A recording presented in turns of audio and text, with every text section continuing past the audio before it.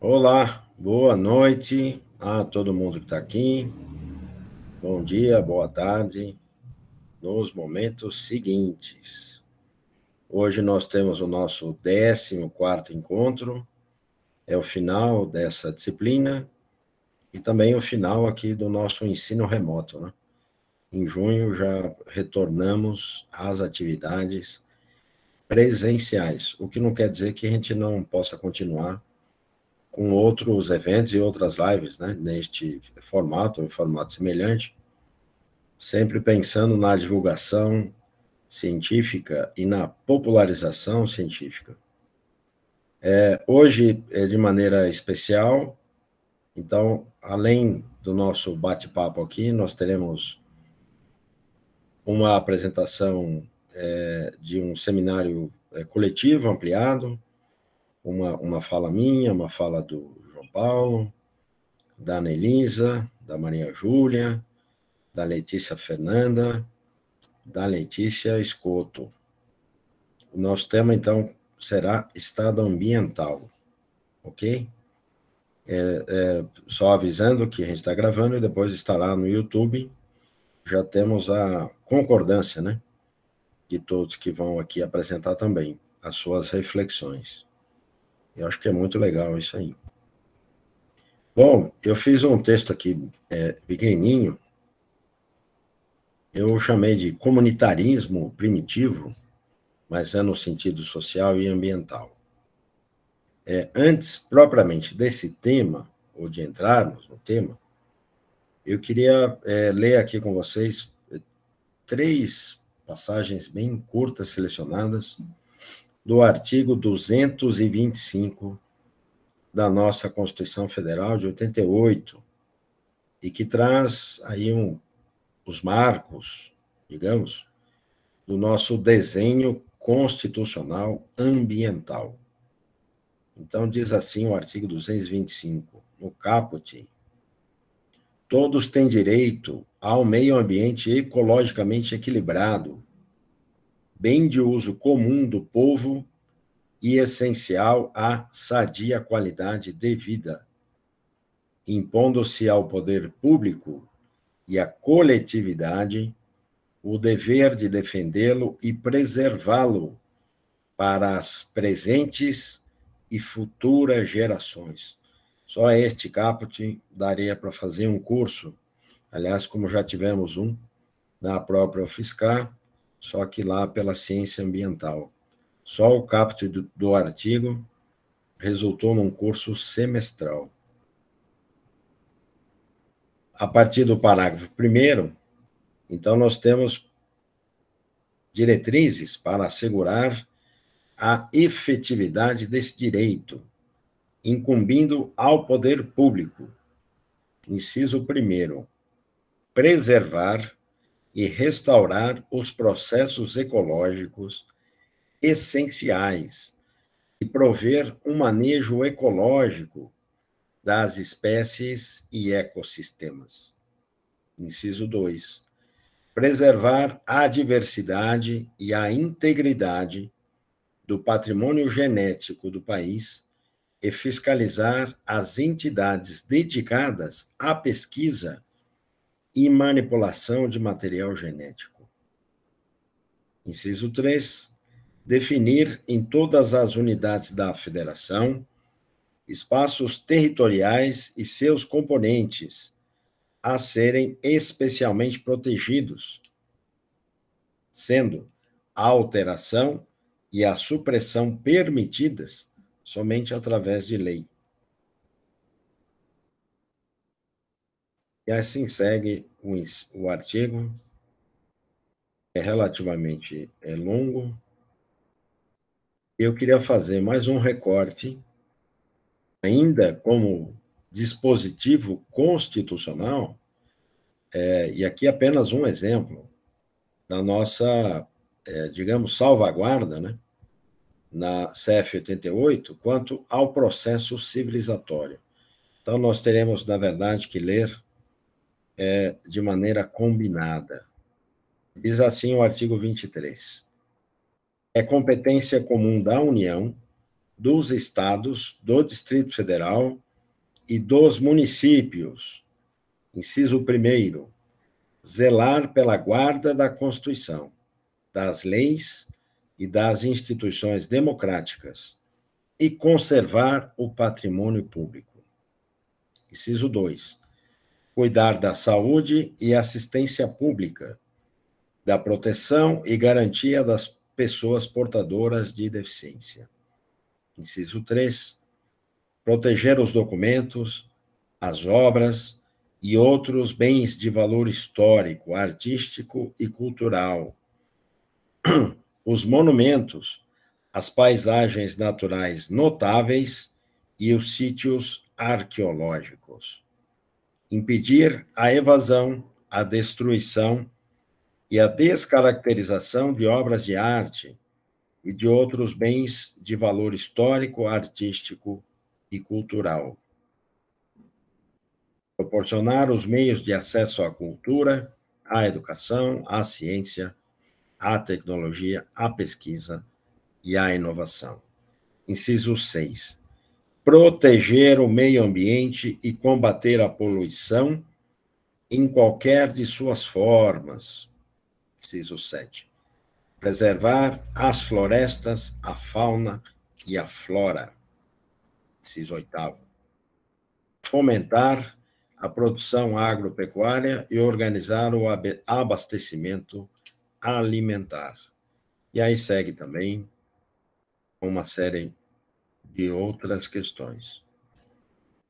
Eu queria chamar a atenção, de certa maneira, como poderemos pensar esta articulação aqui, do nosso texto constitucional, dessa pequena parte, com essa ideia de comunitarismo primitivo. Pois bem, nós vivenciamos toda sorte de facilidades tecnológicas, mas também de falsidades pseudocientíficas, ao mesmo tempo em que padecemos com a angústia de que podemos não ter planeta respirável em breve. E como um dos primeiros a trazer uma fórmula integradora entre sociedade e natureza, eu vou citar Morelli, e que esse, sim, então, é considerado o criador desse comunitarismo ou comunismo primitivo. Ele dizia, todo cidadão, sem exceção, entre os 20 e os 25 anos de idade, será obrigado a praticar a agricultura, a menos que seja dispensado por alguma enfermidade. E as crianças que, antes dos 10 anos de idade, forem robustas o suficiente para aprender os primeiros elementos da profissão, a que forem consideradas adequadas, serão enviadas diariamente, durante algumas horas, às oficinas públicas para iniciar seus exercícios. Me parece que o princípio que está aqui é de uma combinação entre ecologia mental, social e, obviamente, natural. E eu acrescentaria que há uma espécie de lógica do terceiro incluído, no qual branco e negro são indistintos. O belo coexiste com o feio, o dentro com o fora. São as mentes sem fronteiras. Essa ecologia deveria ser julgada em função de sua capacidade de circunscrever as cadeias discursivas sem ruptura de sentido, além da possibilidade de operar conceitos que autorizam uma espécie de autoconstrutibilidade teórica e prática em cada aspecto social, ambiental, cultural.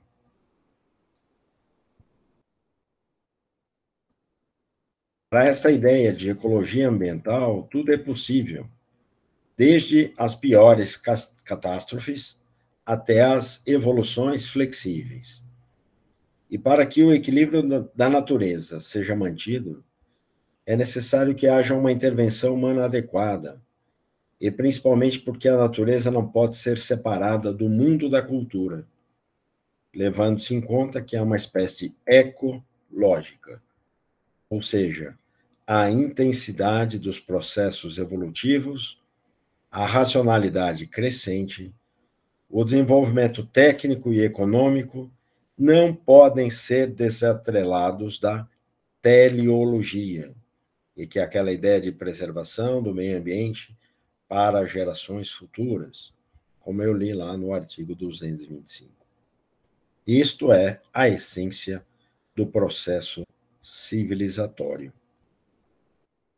Por outro lado, o sistema capitalista tem um caráter de equivalente geral para os modos de valorização, alienando-se à sua hegemonia. E é necessário mudar esse quadro para que o interesse coletivo, a longo prazo, seja portador de um enriquecimento processual para o conjunto da humanidade, com a criação, obviamente, de novos polos de valorização. Esta é a ideia que me parece, de certa maneira, subjacente ao sentido maior da Constituição e que estaria, claro que com reformulações, obviamente, né? Nós temos o próprio o ECA, por exemplo, monitorando, limitando, delimitando qualquer forma de educação infantil. Mas vale, sobretudo, pela ideia da integração e da possibilidade de, desde cedo, começarmos a construir um sentido de corresponsabilidade pelo meio ambiente, pela sociedade, digamos, mais democratizada, mais civilizada, né, e propensa a todas as formas de inclusão. Eu cito aqui para vocês Morelli, Código da Natureza, que é o título do livro. A minha edição é de 94, é edição de sebo, da editora Unicamp. Eu espero que, pelo menos para uma apresentação inicial, né, para que a gente comece a conversar, tenha apontado aí alguns momentos de reflexão ou de ligação. Agora, então, eu chamo o João Paulo. Olha aí, que maravilha. Boa noite, então, pessoal. Depois da fala do professor Vinícius, tratando sobre o artigo 225, né? Entro eu, então, com a minha participação. O artigo 225 da Constituição Federal, ele não surge como algo assim espontâneo, né? Na verdade, é uma pressão internacional para que esteja o nosso texto constitucional, na nossa Carta Maior. A partir da Conferência de 72, em Estocolmo, na Suécia, surgiu essa necessidade de criar legislações internas, né, para que fosse reduzido os impactos ambientais, né?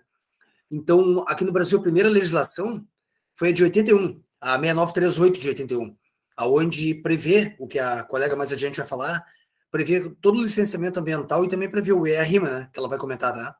E aí depois sim, depois em 88, e que entrou a questão do meio ambiente no texto constitucional. Agora eu vou abrir para vocês o meu PPT aqui. Espero que vocês consigam ver.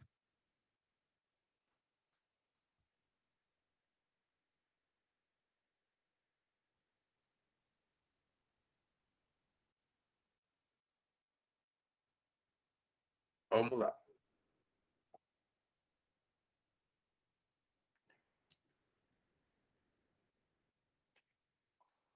Vamos ver se aparece aí. Tá aparecendo? Ainda não. Não? Deveria. Agora foi. Ah, tá. Então tá bem. Então o meu trabalho, então, que eu vou falar com vocês que hoje nesse seminário aqui, né, uma conversa curta, um pouco tempo aí. O meu nome é João Paulo, então, supervisionado pelo professor Vinícius, né? Então falarei sobre o aproveitamento da água pluvial. Tendo em vista, tá, toda essa legislação ambiental que a gente tem aí, que trata sobre questões de uso de recursos renováveis, não renováveis, né? Nós temos também a questão da problema da água. Tá? Alguns estados, como São Paulo e Rio de Janeiro, que eu vou falar mais adiante, diante da questão da das enchentes que a gente consegue ver lá, né? Que teve agora em Niterói, no Rio de Janeiro, deslizamento, enchentes. Tivemos também no Rio de Janeiro, Minas Gerais, São Paulo, né? Então, tudo isso aí faz com que haja uma reflexão, né, sobre a necessidade de tomar medidas que sejam de forma efetiva para reduzir esses impactos. Bom, aí a gente retorna, então, lá na década de 70, né, onde se conversou muito nessas conferências de Estocolmo, as questões do ritmo que a gente estava insustentável de produção, de industrialização, ia acarretar no quê? Em algumas catástrofes, ou seja, ia impactar o meio ambiente de forma a alterar o que a gente vê hoje aí, né? Efeito estufa, derretimento de geleiras, então todas essas questões ficam envolvidas, né? E a gente tem como, por exemplo, esses catástrofes todinho que a gente teve. Aí eu coloco aqui, então, essa legislação que tem em São Paulo, Rio de Janeiro, em outros lugares, né, a respeito da importância de se reter a água da chuva, tá? A água pluvial. Por que a importância de se reter? Porque as residências, os comércios, os prédios, na verdade, né, todos eram construídos e existia uma área de vegetação no local, existia areia nesses locais. Aí, com essas construções, como shoppings, como prédios, nessas grandes cidades, principalmente, além de o prédio ser de concreto, de alvenaria, ele ocupar toda uma área onde não vai ter como a água penetrar no solo, ainda existe uma questão de pavimentação, como um shopping, por exemplo, né? Pavimenta todo o shopping e tem mais a área do telhado do shopping. Então, todos esses lugares que serviu de entrada de água, eles não vão ter mais essa entrada de água. Então, toda a água que cai do telhado escorre para o pátio e do pátio vai para a boca de lobo. Tal. Então, o que acontece? Essas bocas de lobo, que eu vou falar mais adiante, elas não foram projetadas para suportar todo esse volume de água. Então, vamos primeiro a legislação e depois a gente vai adentrando nessas questões. Então, aqui, ó, diante das catástrofes que acontecem em cidades brasileiras, alguns estados, como eu falei, né, entre eles Rio de Janeiro e São Paulo, criam legislações para que prédios com mais de 500 metros quadrados de área pavimentada instalem sistemas de captação de água. Para quê? Para que existe o sistema de captação de água? Tu pega a água que cai no telhado e coloca dentro de um reservatório. Ou tu pega a água que cai no chão, que nem um shopping, né? Que tem toda aquela área de estacionamento de veículos que é pavimentada, tu coloca um buraco no meio do caminho ou na ponta, vamos falar assim de forma bem popular, né? Ou seja, tu cria um espaço onde essa água entre e vai para debaixo da terra do reservatório. E depois tu possa usar essa água ou liberar no meio ambiente, né? Liberar para via pública, depois que parar a chuva e o sistema já não tiver inundado, que tem a capacidade, então, de absorver essa água, tá? Mais adiante. Bom, como a gente está falando de água, eu não poderia deixar de trazer para vocês aqui uma pequena lembrança, né? Que o nosso planeta é constituído de 70% de água. Sendo que de 70% de água, 3% apenas é doce, ou seja, 3% apenas serviria para o consumo humano. E 97% é salgada, não serviria para o consumo humano. Então, 1% apenas de água doce disponível, tá? Pois os restantes estão nas geleiras. E o corpo humano também, como eu falei, né? Ele tem 70% de água, ou seja, o quanto a água é importante para nós, né?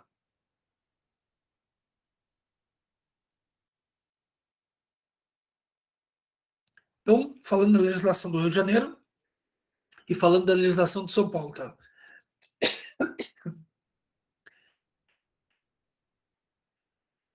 Então, São Paulo tem a lei 12.526 de 2007, Rio de Janeiro, a lei 7.463 de 2016. Então, pessoal, falando sobre a legislação de São Paulo, tá?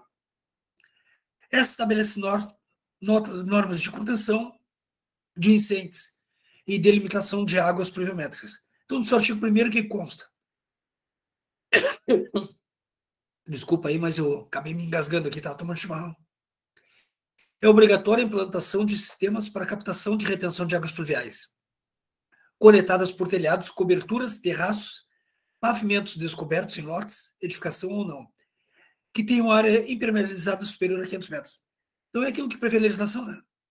Todo estabelecimento que tiver área pavimentada, ou seja, asfaltada, de piso, elas, a partir de 500 metros, elas têm que ter o quê? Um sistema de retenção dessa água para que não seja jogado tudo na via pública.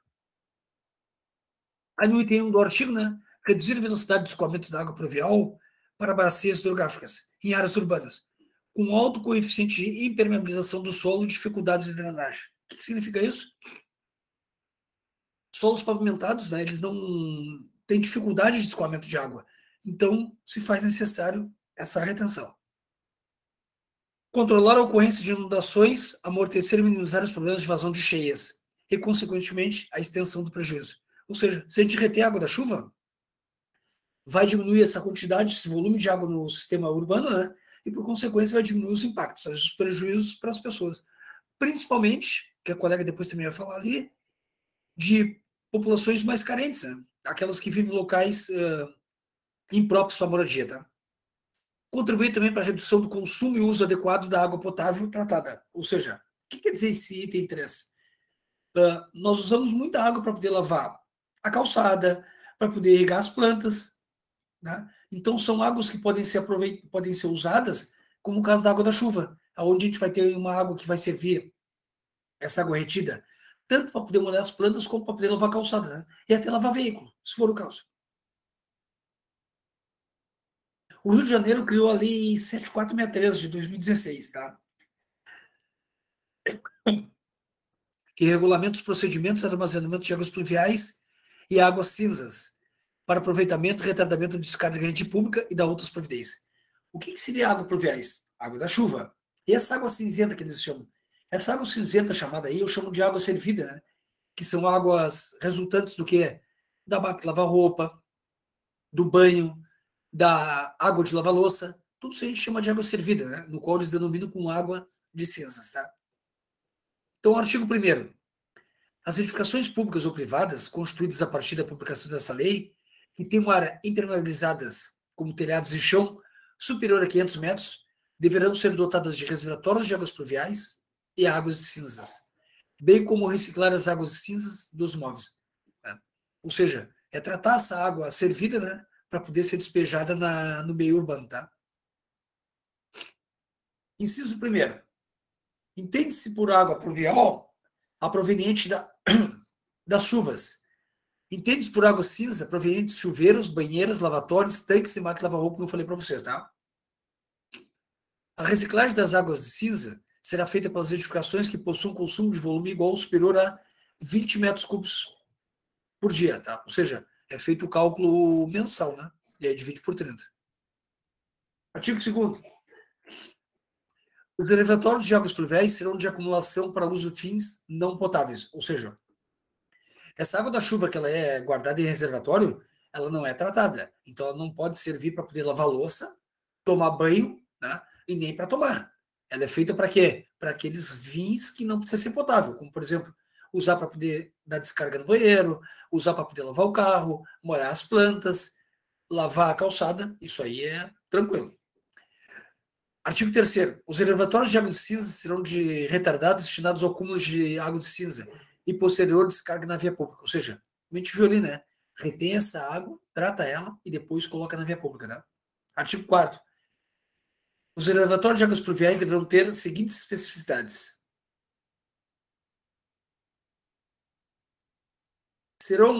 Artigo 1º.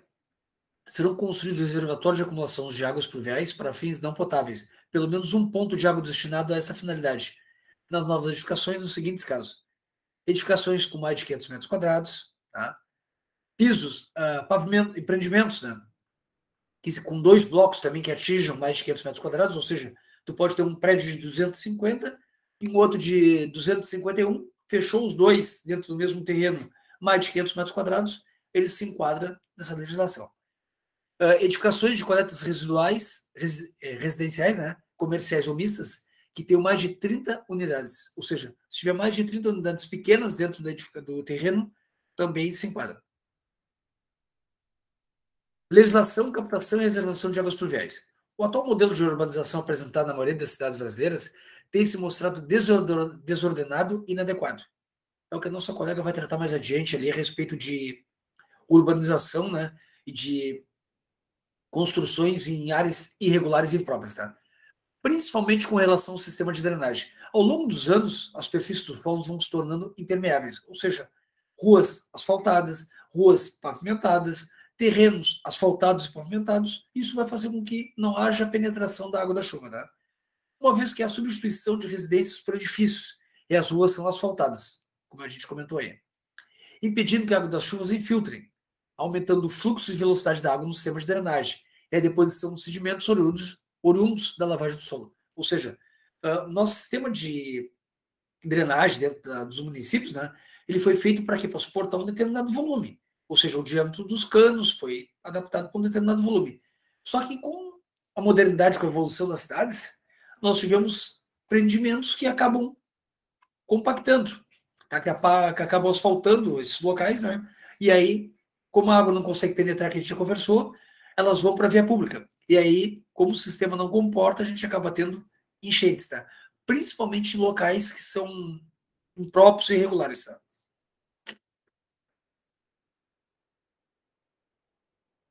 Então, aqui, ó, como tá, coloquei para vocês aqui o que eu acabei de falar, né? O sistema de drenagem que antes havia sido projetado para uma determinada condição de uso e acumulação do solo, passa a ficar subdimensionado, causando problemas de diversas proporções, como alagamento, transtorno no trânsito, inundações, transmissão de doenças, entre outros. Em muitos casos, o sistema de drenagem não é dimensionado devido ao alto custo de implementação, ou seja, não é feito uma redimensionamento desse sistema, né? Porque a gente sabe que trabalhar com esses sistemas aí normalmente envolve obras debaixo da terra. E obras debaixo da terra são caras, né? Trazem transtornos e politicamente a gente vê que não aparece, né? Então, não é empreendimentos que politicamente seja favorável para algum gestor. Aproveitamento da água pluvial como unir sustentabilidade e economia. Aí falando então da água pluvial, né? Não só da questão também de evitar impactos ambientais, como também sustentabilidade, né? Após realizar a captação do tratamento adequado, as águas pluviais podem ser utilizadas na lavagem de áreas externas, irrigação de plantas, como eu falei, né? E lavagem de roupa. E descargas de bacias sanitárias, ou seja, nos banheiros, entre outras atividades. Como a gente já tinha conversado, né? Isso vai fazer com que a gente aproveite a água da chuva e não consuma água potável, porque ela é uma água que é cara, né? Porque tem que ser passada por um tratamento, ela tem que ser coletada, e é uma água que ela tem um recurso natural finito, né? Que a gente pensa que é infinito. Não, ela é finito. Nós temos apenas 1% de água doce disponível no planeta. Na forma líquida, né? Aqui eu trago para vocês, pessoal, um simples modelo de reservatório residencial, tá? Estão vendo aí, laranjinha, bonitinho, né? Esse modelo é caro, tá? Eu fui pesquisar o preço dessas caixas d'água aí, reservatórios, eles custam em torno de R$ 3.500 cada um. Aí tem dois, dá 7 mil. Aqueles mais simples, que são redondos, eles custam na média de R$ 500, tá? Então também são muito eficientes, como se fosse caixa d'água, e pode ser usado para quem não tem um grande recurso ou para um empreendimento que não deseja gastar muito, né? Tendo em vista que tanto esse quanto o outro, os dois são reservatórios, os dois têm a mesma efetividade. Está mostrando um modelinho de um reservatório debaixo da terra, né? Mais adiante, alternativas, né, da captação da água da chuva. O aproveitamento da água pluvial é uma alternativa mais eficiente para reduzir o consumo de água tratada. Segundo estudos, a captação de água da chuva apresentou redução de aproximadamente 30% do consumo de água potável, podendo estender, podendo chegar até 60%. Ou seja, a partir do momento que a gente usa a água da chuva para poder molhar campo, para poder molhar o pátio, para poder molhar as plantas, né? Ou até para quem tem uma agricultura dentro de casa, nós vamos estar reduzindo o consumo de água potável. Adoção de um sistema sustentável, né? Isso que a gente está vendo, essa maneira de aproveitar a água da chuva é uma forma sustentável, né? Dentro daquilo que a gente vê na Agenda 21 lá, tá? De visão global e ação local, né? A gente tem essa visão do todo, do mundo todo, com enchentes, catástrofes, aquecimento global, e a gente, de forma individual, tá? E de forma mais isolada, a gente tem uma ação local. Então, de forma direta, permite que a água tratada seja substituída pela água da chuva, evitando que utilize parte da água doce ainda disponível no nosso planeta. Indiretamente, residências, a adoção desse modo de vida colabora para a satisfação de seus moradores, por estarem fazendo algo para o bem comum. Ou seja, as pessoas, se elas tiverem condições de fazer esse investimento, elas também vão se sentir felizes, vão se sentir satisfeitas, porque elas vão estar dando a contribuição dela ao meio ambiente, né? Aquele negócio que a gente conversou, ação local, ou seja, cada um fazendo a sua parte. Parece que é um trabalho de formiguinha, né? Mas se a gente for ver o Brasil com em torno de 210 mil pessoas, né, a gente vai ver que se cada um fizer a sua parte, vai contribuir muito para a redução do consumo de recursos naturais. Aqui eu estou trazendo alguns exemplos de enchentes, né, que eu peguei no Google, imagens do Google, tá? Onde está mostrando alagamentos nas cidades, e observe na imagem da direita quanto lixo. Né? Então, ou seja, a população tem que fazer a parte dela. É claro que os gestores têm que fazer a parte deles, né? De evitar ocupações irregulares, de fazer esse sistema de escoamento efetivos, né, que sejam eficientes. No entanto, a população tem que fazer a parte dela. Se colocar lixo na rua, depois, quando subir a água, tiver uma chuva muito forte, o que vai acontecer com um volume muito alto de água? Esses materiais que são leves, eles vão acabar flutuando, né? Flutuando, como madeira, garrafas, enfim, tábuas, madeiras, né? E vão acabar indo para onde? Para os ralos, para os bueiros. E aí, o volume de água que vai adentrar nesses bueiros é muito menor. E, por consequência, vai acabar inundando cada vez mais as ruas, né? Principalmente em locais menos favoráveis, onde as ruas não são asfaltadas e são de areias. Então, acaba acontecendo mais ainda, né? De pessoa colocar lixo nos terrenos baldio, colocar lixo em cima das calçadas, tá? E aí tudo isso aí vai ser levado pela chuva. Para ajudar vocês aqui, ó, enchentes no Brasil, tá? Segundo dados do IBGE de 2019, havia cerca de 5,1 milhões de domicílios em aglomerados subnormais, ou seja, favelas, cortiços, tá? Ou seja, residências e locais impróprios para moradia, tá? Que corresponde quase a 8% das residências brasileiras. Então, ou seja, a gente tem muita residência em locais impróprios para moradia, tá? Em morros, em costas, enfim. Isso faz com que, quando tu tens uma vegetação nesse local, a vegetação segura a água da chuva e não há uma alteração, não há um deslizamento. Quando tu coloca residência, tu coloca uma área pavimentada ali. Então, tu te retira do solo aquela capacidade de retenção dessa água. E acaba tendo aquilo que a gente vê, né?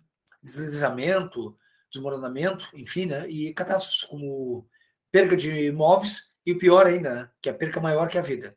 Tá? Em consequência de residências em áreas irregulares ou não próprias para moradia.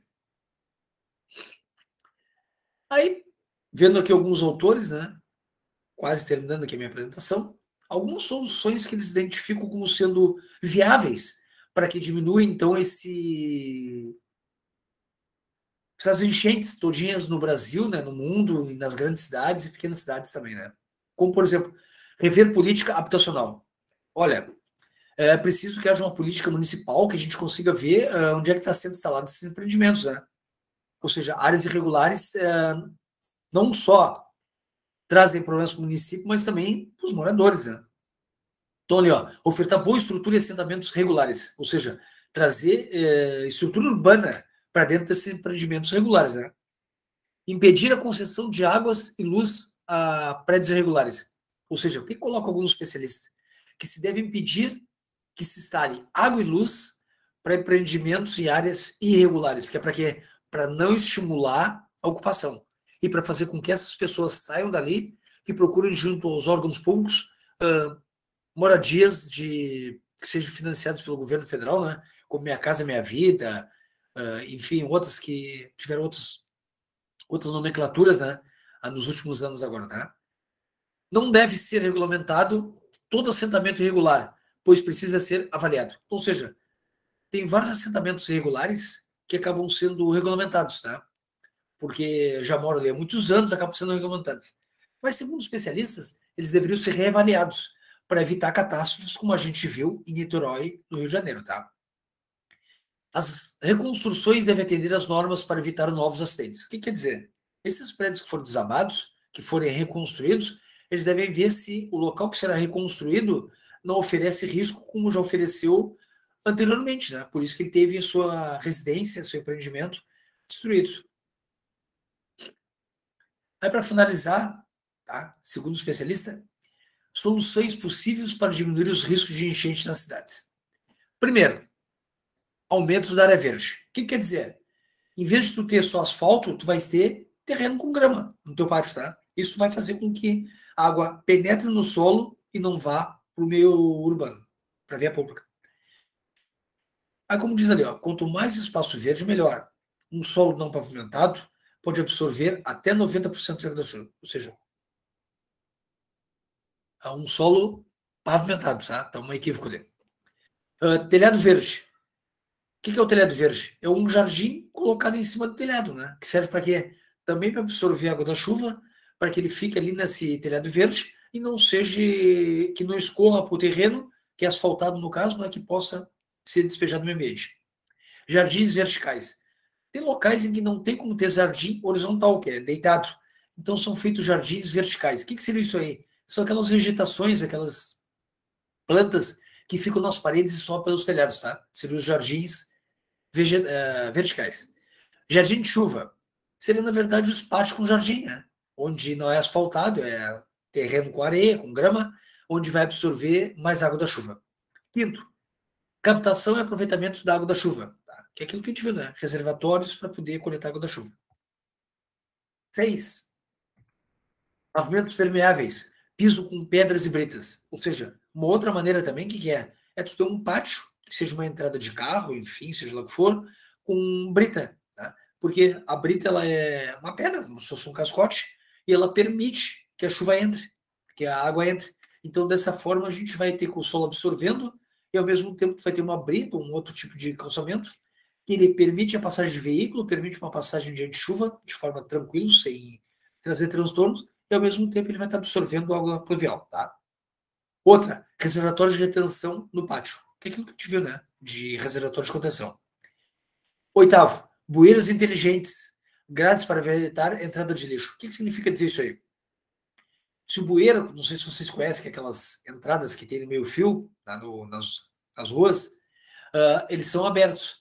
Então, a colocação de grade vai fazer com que permita a entrada de água, mas não permita a entrada de garrafa, de madeira, de outros entulhos, né, que, papelão, enfim, que possam tapar a passagem e diminuir, portanto, o diâmetro da tubulação que vai receber água, tá? E, por fim, não jogar lixo na rua. Isso quer dizer o quê? A população ainda não tem conhecimento e não tem educação para tratar com o meio ambiente. Ou seja, todos nós estamos dentro de meio ambiente. Ou seja, o meio ambiente, que a gente chama a parte externa, ele é extensão da nossa moradia. Ou seja, o mesmo cuidado que a gente tem dentro de casa, devemos ter na rua, porque ali é a nossa extensão de dentro de casa. Se nós não temos uma educação com a parte externa, também não vamos ter educação internamente. Precisamos ter essa reflexão, né, da importância da continuidade das bons modos, das boas maneiras internas, residenciais, na área externa, tá? Então, não jogar lixo na rua. Por que não jogar lixo na rua? Porque esse lixo na rua vai correr para os rios, vai correr para dentro da tubulação. E o lixo na rua é uma maneira educada de tratar com lixo, porque eles vão acabar ficando dentro de algum local, além de trazer uma péssima aparência, né, uma poluição visual e ambiental, ela também faz com que haja acumulação de ratos, de outros animais, né, que possam comprometer a saúde das pessoas, além de tapar as bueiras, como a gente falou, né, e, portanto, contribuir para que haja enchentes quando dá chuva muita precipitação de chuva, né, um volume muito grande. Né. Por fim, então era isso aí mais ou menos que eu tinha para falar para vocês, né? E da importância, então, que tem de. Eu poderia ter falado de vários temas, né? Eu peguei sempre que achei muito interessante essa questão de como segurar essa água da chuva para evitar enchentes. Tendo em vista que a gente viu muito no final de 2021 e agora 2022, né?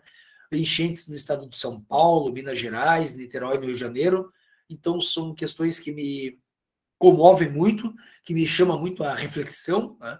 E aí eu trago para vocês um pouquinho desse que a gente tem dentro da legislação e um pouquinho do conhecimento que eu tenho para que a gente reflita. Estamos abertos aí para vocês, para poder dialogar, tirar alguma dúvida, né? E de ouvir também a colocação de vocês, porque é importante a participação não como coadjuvante, né? Mas sim de autor como vocês, que são estudantes que devem ter muito esse processo de reflexão e de participação, tá bem? Da minha parte é isso. Muito bem. Então, daremos sequência. Agora convido Ana Elisa. Boa noite, pessoal. Eu sou a Anelisa, sou então uma das estudantes aqui da disciplina de Educação e Sociedade e vou apresentar então para vocês um pouco a respeito do meu trabalho, que fala sobre licenciamento ambiental e os relatórios EIA e RIMA. Compartilhar.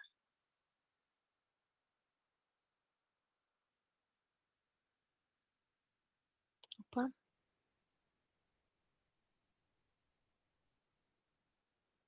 Vocês já estão vendo? Ainda não. Quase ficou fixado, mas caiu.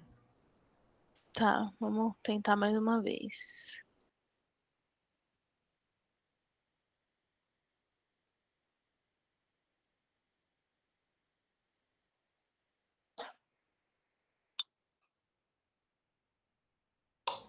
Agora foi. Agora foi? Foi. Então, tá ótimo. Eu não vou estar olhando vocês, eu vou estar olhando a minha apresentação, então qualquer coisa eu peço que vocês me chamem. Então vamos lá. Como eu já falei, eu sou a Annelise, eu vou falar então um pouco sobre o licenciamento ambiental. O conceito, né, de licenciamento ambiental, ele surgiu com a resolução CONAMA e a partir de um procedimento administrativo para operações de empreendimentos, né? E ele tem como finalidade enquadrar as atividades causadoras de impactos ambientais sobre o meio ambiente dentro de uma norma, né? O professor João até falou agora um pouquinho, né, sobre construções, tudo. Eu vou abordar um pouquinho isso aqui na minha apresentação. Então, o direito ambiental, ele está enquadrado na Lei Federal 6.938/81, e ele traz justamente pontos sobre a degradação ambiental. Ana, Oi. desculpa te interromper. Eu não sei se ainda tem que estar no slide de licenciamento ambiental, porque é o que a gente está vendo. Não, era para estar nesse aqui. Estão vendo isso aqui? Então, a gente está vendo o título. Vamos lá, de novo. Com o Tá seu passando? RA. Ainda não. Direito ambiental agora. Passou? Artigo 3º. Vamos ver se agora passa. Assim tá passando. Tá passando? Tá. Então, voltamos aqui. Perdão. Obrigada, Maria Julia. Então, ele tá passando sozinho. Então é isso. Então tá bom, né? Voltando aqui. O que tá acontecendo, gente? Deixa eu ver se sim ele resolve. Acho que foi. Então, direito ambiental, né, ele não fala só sobre leis, mas ele engloba desde o meio ambiente aos danos ocasionados ao meio ambiente, equilíbrio ambiental, desenvolvimento sustentável, o que diz respeito à poluição, né, como o João Paulo estava trazendo aqui agora. Vamos passar. Esse daqui é o artigo 3º e é o que está previsto em lei para falar a respeito de poluição, degradação do meio ambiente, resultados da ação direta ou indireta dos seres humanos, né? Então, o que está previsto principalmente é quando ele fala a respeito da saúde, da segurança, das condições relacionadas às atividades sociais e econômicas e situações que afetam as qualidades estéticas ou sanitárias do ambiente. Esse caso aqui foi um caso muito famoso, né, que pelo menos quem é da biologia já ouviu falar bastante, que são casos onde não aconteceu um estudo de impacto ambiental prévio e ocorreu um desequilíbrio muito grande depois, né? Então, no caso do Pará, em Tucuruí, não teve o estudo de impacto ambiental e quando eles alagaram a região, como vocês podem ver aqui, não teve planejamento para mitigação de impactos a curto, médio, a longo prazo, e essa região ela se tornou uma região muito afetada, porque a madeira que estava ali começou a liberar gases, que começou a liberar toxinas dentro da água. E nesse outro caso aqui, que também foi no Quebec, né, aí já fora do Brasil, e para também mostrar que não é só no Brasil que tem esses problemas ambientais, não teve estudo e acabou deixando a área também com muito problema. Então, agora eu vou falar um pouquinho sobre o EIA, né, que é o Estudo de Impacto Ambiental. O que é o estudo de impacto ambiental? Então, de acordo com Herman Benjamin, né, o estudo do impacto ambiental, ele é complexo, ele é detalhado e na maioria das vezes ele é feito com uma linguagem muito técnica, porque é para um público que tem um pouco mais de conhecimento a respeito daquele assunto. Enquanto, ele contém as informações e resultados das análises que foram realizadas numa determinada região. Então ele vai trazer um pouco sobre o meio físico, como que é o solo daquele lugar, o meio biótico, né, quais são os organismos, e o socioeconômico. Então, isso fica localizado perto de um curso d'água, isso ajuda as pessoas a sobreviver, como que vai acontecer, né. E já o rima, né, que eu vou falar mais para frente, ele é uma parte mais visível, e compreensível do procedimento, né, então ele traz tudo o que foi abordado no EIA, só que numa linguagem, para um público mais leigo.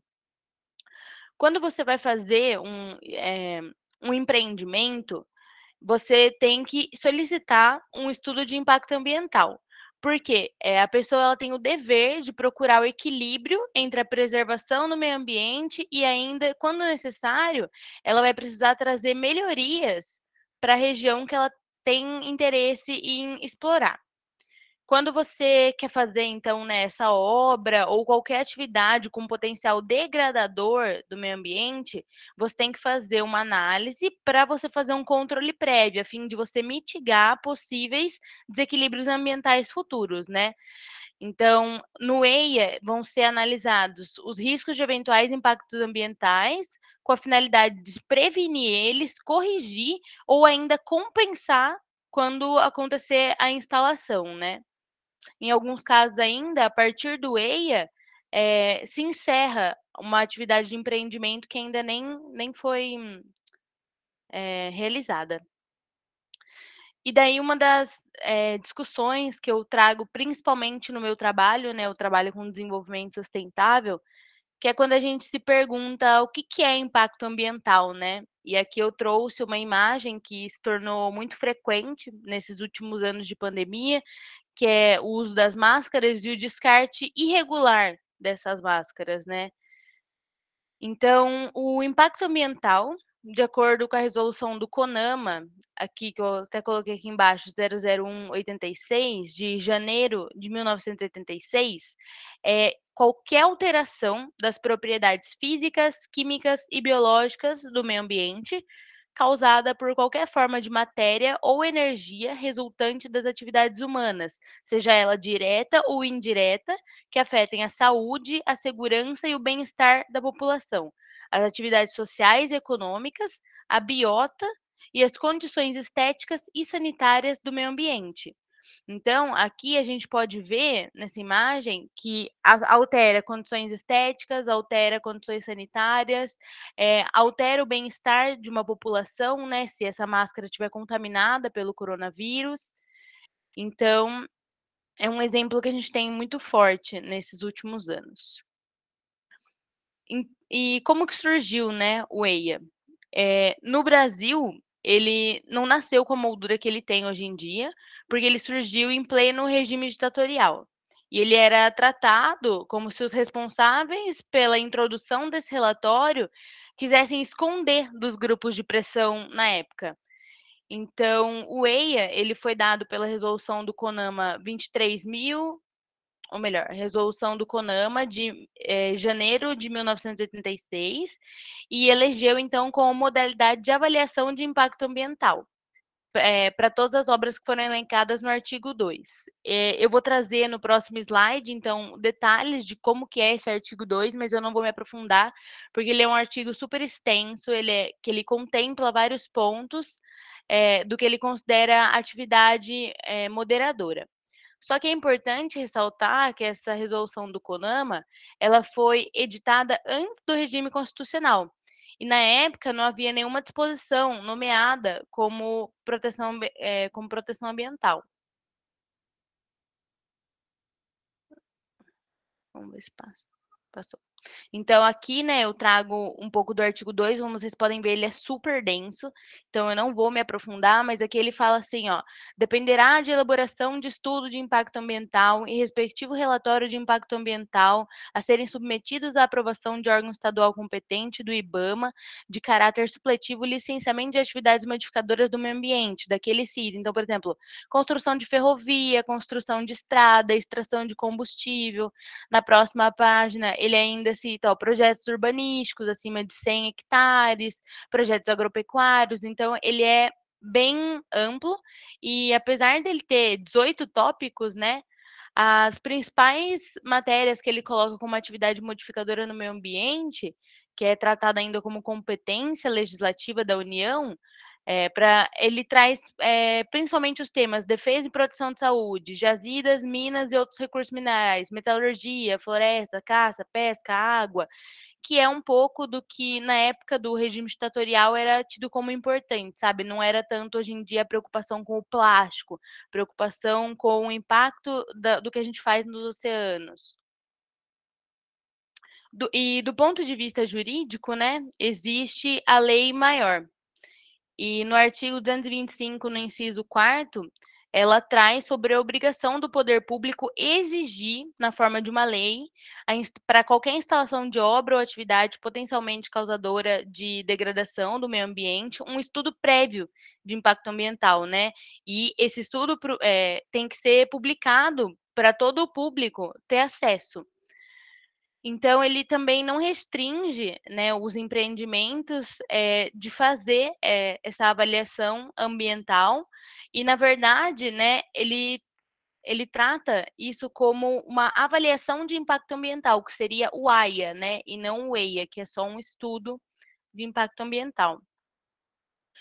E por que então, né, o EIA ele é tão importante? Ele tem como principal objetivo avaliar todas as atividades, né, que de qualquer forma, como eu já disse, possam acarretar uma deterioração significativa para o meio ambiente. Ele também tem como finalidade justificar um motivo por uma atividade tão impactante deve ser exercida naquele local. Então, por exemplo, construção de uma hidrelétrica traz um impacto muito grande para o meio ambiente e, na maioria das vezes, a justificativa é o avanço da necessidade de energia elétrica nos pontos. Então, isso seria uma justificativa, né? E, por fim, o EIA ele tem que englobar um parecer ambiental acerca da área de influência do empreendimento. Então, não só sobre exatamente o lugar que vai ser feito, mas sobre todo o entorno. Então, considerando aspectos físicos, biológicos, socioeconômico e ainda apresentar medidas amenizadoras dos possíveis impactos negativos que aquele empreendimento vai trazer para a região. Para você elaborar o EIA, neles vão ser abordados aspectos técnicos, né, necessários para essa avaliação, e ele tem que ser elaborado por uma equipe técnica multidisciplinar habilitado, contendo esses 4 principais pontos. Então, o diagnóstico ambiental da área a ser influenciada pelo projeto, dentre elas, né, tem que estar constando os meios físicos, sendo a água, a terra, o meio biológico, né, e os seus ecossistemas naturais, então fauna, flora e o meio socioeconômico. Também tem que ser feita a análise dos impactos ambientais do projeto e das suas alternativas, né? Então, através de uma previsão da magnitude do impacto desse empreendimento e discriminando os principais impactos positivos e negativos, né? Então, desde os benefícios, como a geração de mais energia, quanto os impactos negativos, né? Que é tipo o desmatamento de uma área muito grande, né? No caso da construção de uma hidrelétrica. Tem que ser definidas medidas mitigadoras, né, desses impactos negativos, então como que a gente vai fazer um controle dessa eficiência, e ainda tem que ter um programa de acompanhamento, para você observar e não acontecer catástrofes, né, com base naquele empreendimento que você fez. Assim, caminhando para o final, a gente tem o RIMA, que ele é um relatório de impacto ambiental, só que daí ele já é mais direcionado à sustentabilidade, e nele a gente avalia principalmente a intensidade e a dimensão daquele impacto ambiental. A diferença principal do EIA para o RIMA é que o RIMA ele tem uma linguagem mais acessível para o público leigo. Então, o RIMA, né, o relatório de impacto ambiental, ele traz as informações que foram levantadas no estudo de impacto ambiental, junto com uma conclusão, né, não só os dados. Então, a opa, me perdi. Então as principais informações tidas no RIMA, né, elas são traduzidas para uma linguagem mais coloquial e principalmente são ilustradas por mapas, gráficos, slides, cartas, para que eles simplifiquem essa linguagem técnica que está presente no relatório. Então, o RIMA ele é responsável pela coleta do material, enquanto o RIMA ele é o EI é responsável pela coleta do material e o RIMA ele é um relatório simplificado para poder mostrar para todo mundo o que foi feito naquele estudo. O relatório, então, ele tem que ser posteriormente publicado e submetido a uma audiência pública, que é normalmente requerida pelos cidadãos ou até mesmo pelo Ministério Público acerca daquele empreendimento que vai ser realizado. E é importante que ele seja publicado para que toda a população daquela região tenha acesso ao que está sendo feito. As atividades, as justificativas, né, e finalidades do RIMA, para o projeto, então consta a descrição das tecnologias que vão ser utilizadas nas matérias-primas, as emissões, o emprego direto e indireto a ser gerado, o resíduo de energia, um resumo do resultado diagnóstico ambiental, né, a descrição dos impactos ambientais que vão ser resultantes da implantação da atividade, dos impactos negativos, tem que também trazer os dados de monitoramento e acompanhamento desses impactos que vão ser gerados e falar um pouco da qualidade ambiental da área após o projeto, ou seja, então, prever a situação do local posterior à finalização do projeto e da sua execução. Então, aquela área vai passar a ter uma qualidade ambiental menor, maior. E quais atividades, né, que exigem o RIMA? O professor até estava falando, né, por exemplo, da instalação de um shopping, tudo. E as atividades que exigem o E e o RIMA, ela é dado pela integração de 3 parâmetros: tipologia, porte e localização do empreendimento. Então, isso está baseado na resolução do CONAMA, só que recentemente, né, em 1997, houve uma abertura de uma nova resolução que exige que os profissionais eles sejam habilitados para poder fazer esse tipo de relatório e não mais tenham somente uma formação a respeito daquilo. E quando então que é necessário compensar esses impactos ambientais, né? Quando a gente consegue ver que trouxe impactos significativos e reversíveis para aquela região. Então, os empreendimentos que trouxerem esse impacto têm que aplicar pelo menos 0,5% dos custos totais para a instalação do empreendimento em uma universidade de conservação, como uma forma de compensação ambiental.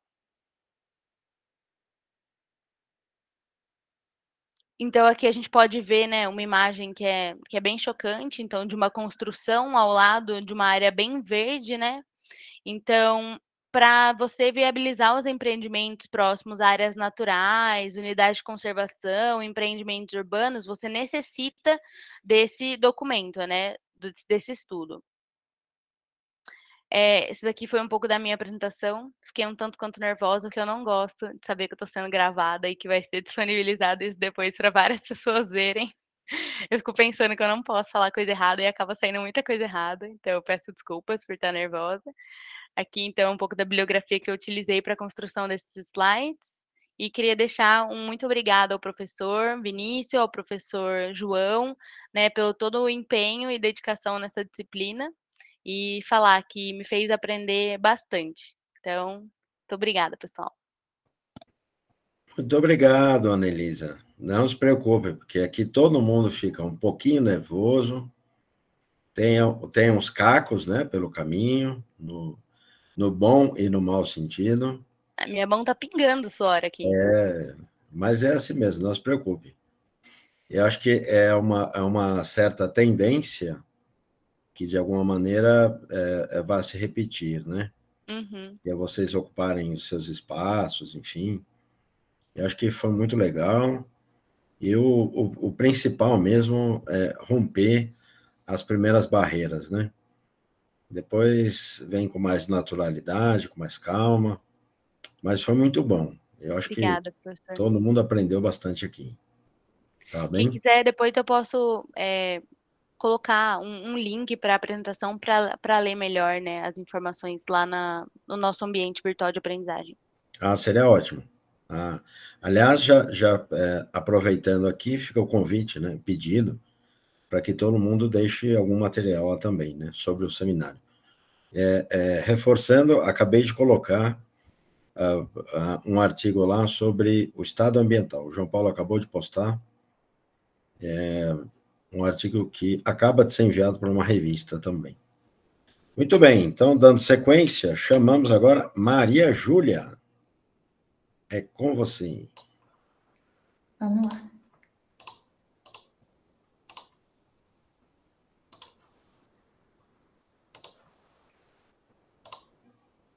Apareceu para vocês? Apareceu, mas você tem que abrir a câmerazinha. Sim, professor, é o que eu ia começar falando. Infelizmente, hoje eu não vou estar com esse recurso. Tem algum problema?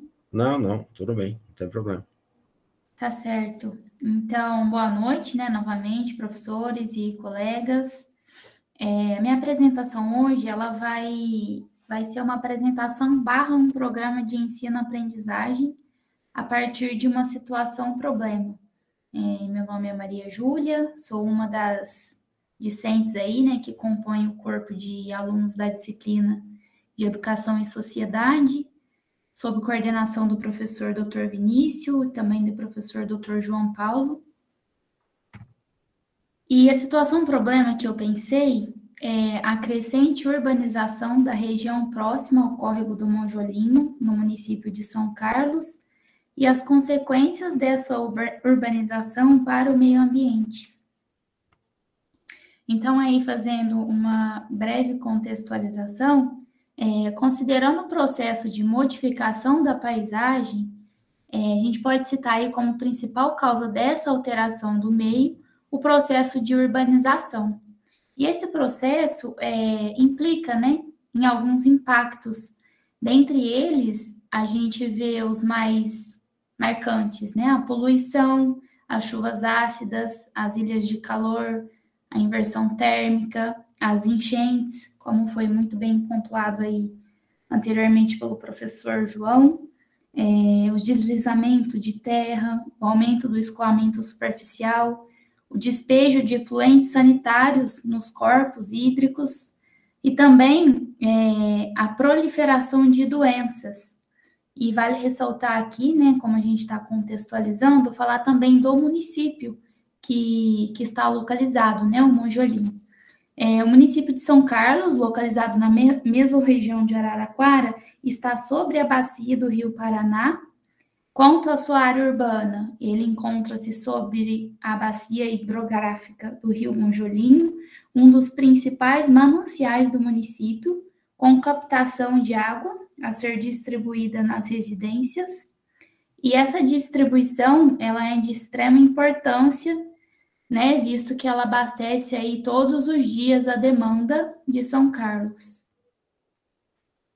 Então, aí, pensando, o crescimento populacional não planejado, ele acarreta no aumento das necessidades de consumo da sociedade como um todo, e dessa forma, faz com que as soluções encontradas para atender essa demanda prejudiquem o ambiente natural. Um dos problemas mais sérios relacionados à bacia hidrográfica do Rio Monjolinho é o descarte inadequado de lixos e o despejo de efluentes sanitários. Então, né, esses problemas, por que são problemas? Porque eles tornam aí esse rio impróprio, insalubre, quando a gente pensa na realização da captação de água, né, essa água aí que vai ser usada para o tratamento e posteriormente vai ser aí usada como um abastecimento, né, das residências desse município. E também é um problema quando o lixo doméstico descartado, ele é depositado, né, em lugar inadequado, também vai contribuir para o aumento da matéria orgânica nesse córrego. E o resultado não é diferente, né? Resulta aí na proliferação de algas e na diminuição da oxigenação dessa água.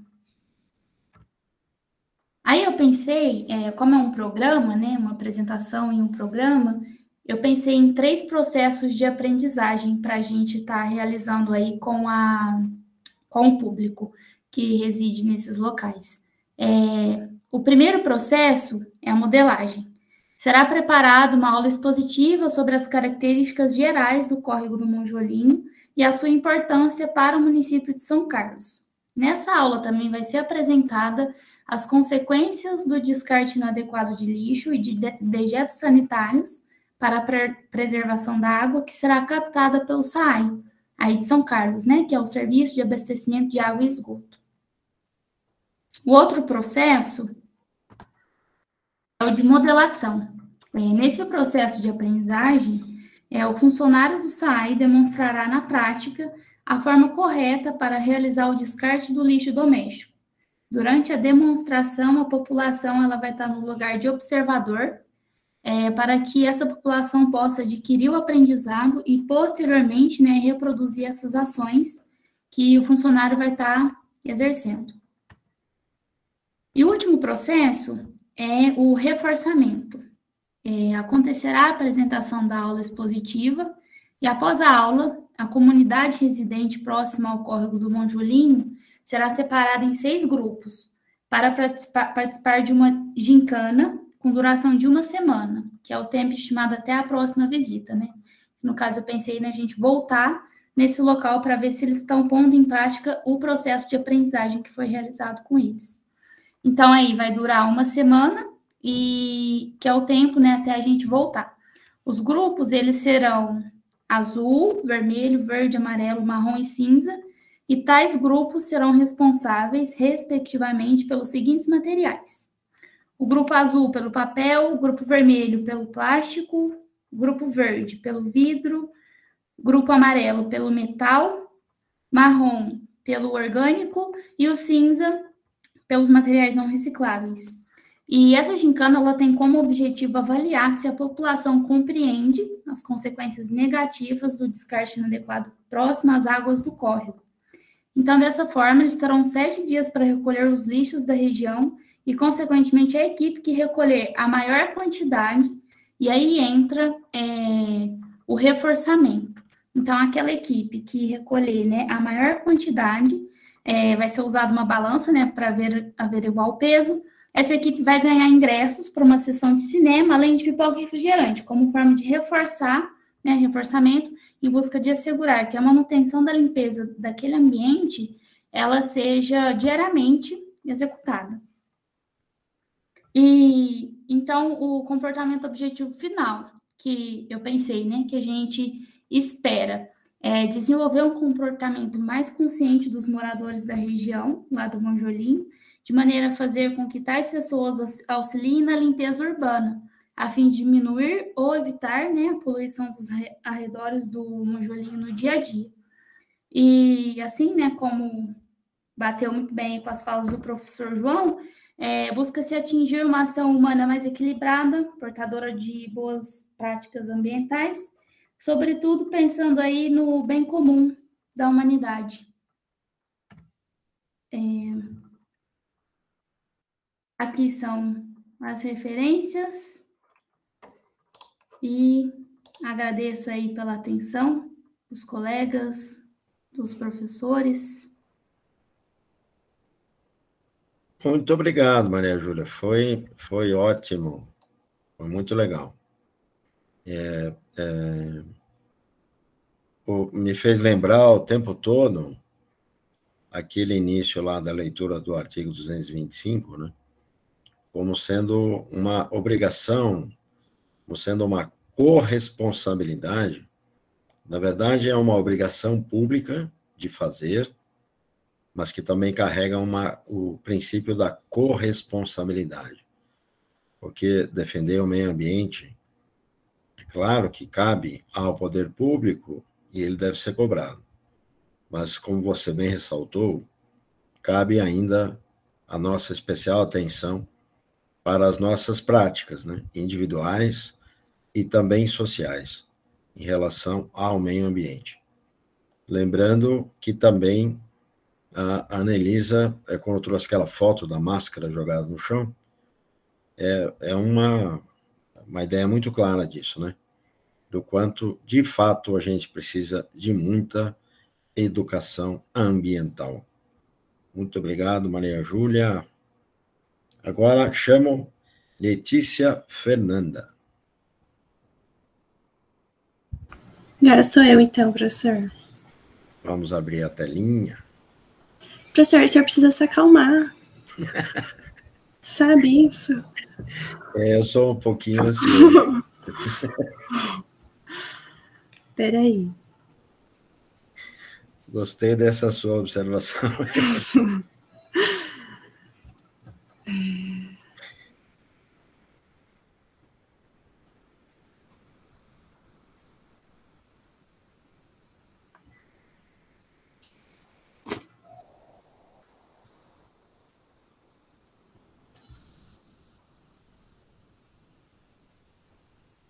Todo mundo tá vendo? Tá ótimo. Tá. Bom, gente, então vamos lá. Eu sou a Letícia e eu vou apresentar, então, sobre o Cerrado da UFSCar. Preparem-se. Então, gente, o Cerrado da UFSCar. Não sei se se alguém já ouviu falar. Acho que todo mundo conhece, né? Mas, antes da gente falar sobre o Cerrado, vamos então contextualizar sobre a Universidade Federal de São Carlos, fundada em 1968. Antigamente, então, ocupada pela fazenda Trancã, não sei se é assim que fala, que foi expropriada, então, pela Prefeitura Municipal de São Carlos. E, na época da expropriação, a fazenda já era desativada, né? E tinha muitas culturas, então, produtivas, e tinha bastante eucalipto, mais de 1 milhão de eucaliptos, e também áreas com infraestrutura rural. Aí já pensou, eu falo e acabou? Brincadeira, gente, olha as graças. Só para acordar todo mundo. Quem não tiver, né? Agora sim, galera. Agora sim, sobre o Cerrado, hein? Vamos lá. Gente, brincadeiras à parte. Vou falar, então, começar falando sobre o solo do Cerrado, né? Então, o predomínio do solo é o latossolo vermelho-amarelo álico e o latossolo vermelho-amarelo distrófico. E antes de eu explicar cada um deles, eu vou falar sobre, de uma forma geral, eles apresentam uma textura bem arenosa e de grande profundidade, como a gente pode perceber aqui. Arenosa vem da palavra areia mesmo, bem característico de areia. E o vermelho e amarelo, então, álico, ele tem bastante quantidade de alumínio, e isso, em quantidade exacerbada, é muito ruim para o crescimento da planta e para o desenvolvimento. E já o distrófico, ele tem baixa fertilidade, é um solo bem com baixa, pobre, né, em fertilidade, e tem grande quantidade de ferro. Então, vou falar um pouco também sobre a vegetação propriamente dita. Essa é uma foto mesmo do Cerrado da UFSCar. E assim, primeiro que a gente pode perceber é que é bem arbustiva, é uma vegetação bem arbustiva e arbórea, com essas árvores com galhos e caules retorcidos, devido ao tipo de solo que o Cerrado carrega. E não só arbustivos, mas também vegetação semi-arbustiva, bem esparsa, como a gente pode ver. É uma característica bem característica do Cerrado, né, esse tipo de vegetação. E aí, falando um pouco, então, sobre algumas espécies, eu coloquei umas 3 aqui, né? Principalmente a lobeira, gente, não sei se vocês já ouviram falar, mas o povo da Bio, com certeza, já deve estar cansado de falar mais sobre a lobeira, que é essa daqui, né? O pequi também, e algumas espécies ameaçadas, como a catuaba, que é essa daqui. Já sobre a fauna, tem muita diversidade, gente, de anfíbios, aves, aranhas, serpentes, de tudo, né? E aí eu coloquei, claro que eu não podia deixar de não colocar, né, o lobo-guará, que é uma espécie muito símbolo, principalmente para o Cerrado da UFSCar aqui para nós. Também o tamanduá-bandeira, que são espécies ameaçadas de extinção. E eu também não posso deixar de contar né, sobre a relação tão especial que o lobo-guará carrega com a lobeira.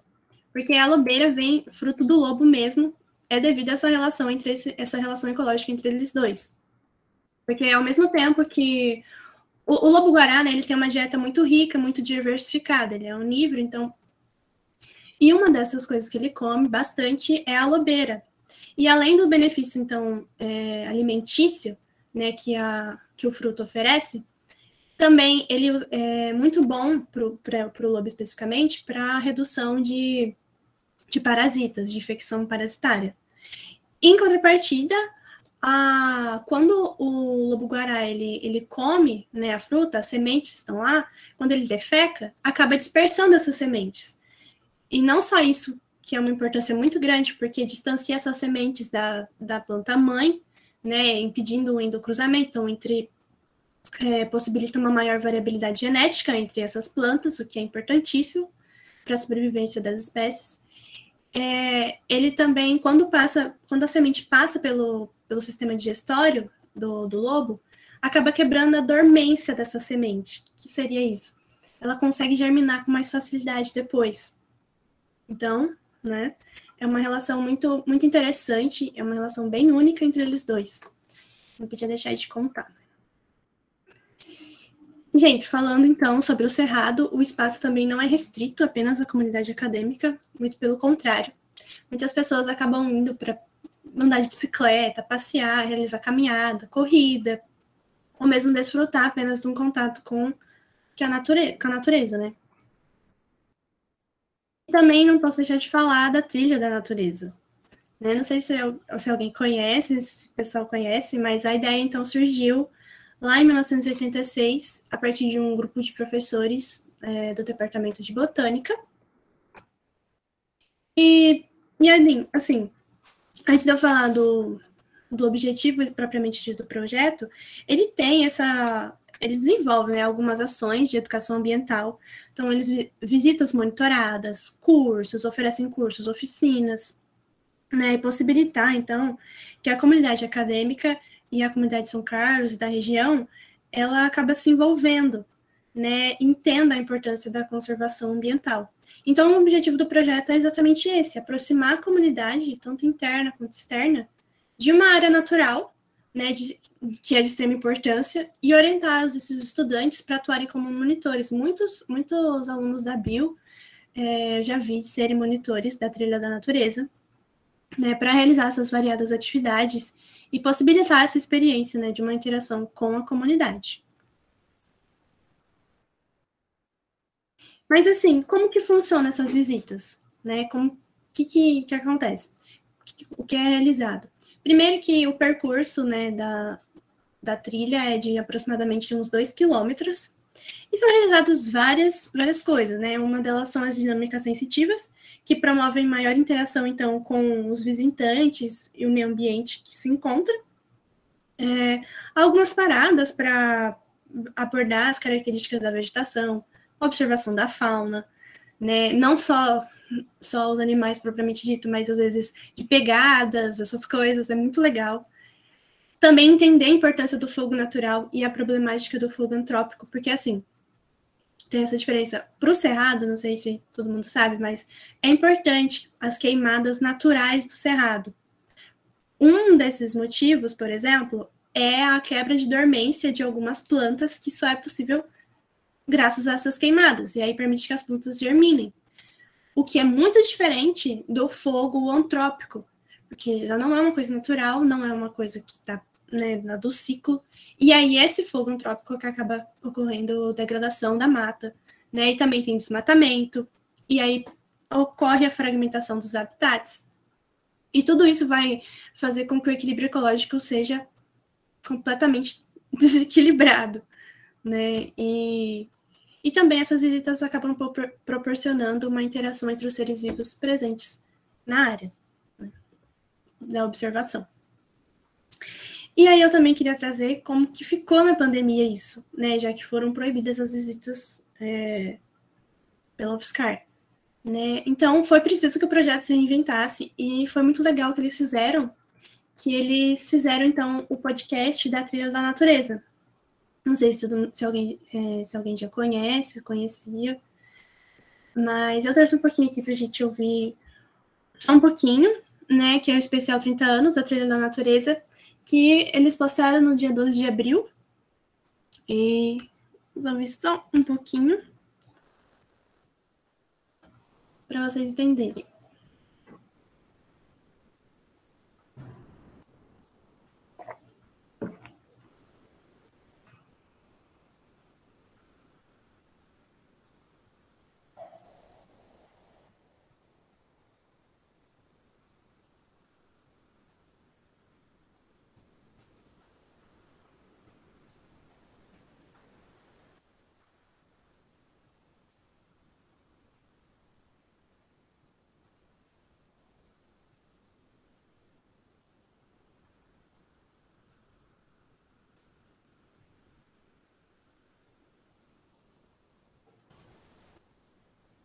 Letícia, estamos sem áudio, viu? Que susto! Ai, não acredito! Nossa! Aqui não tá saindo, amiga. Nossa, toda a apresentação. Pera aí, então, galera. Ai, gente, não sei o que eu faço. Ai, Você não consegue abrir rapidinho no seu celular? pode ser. Espera só um minuto. Deixa eu ver se funciona assim.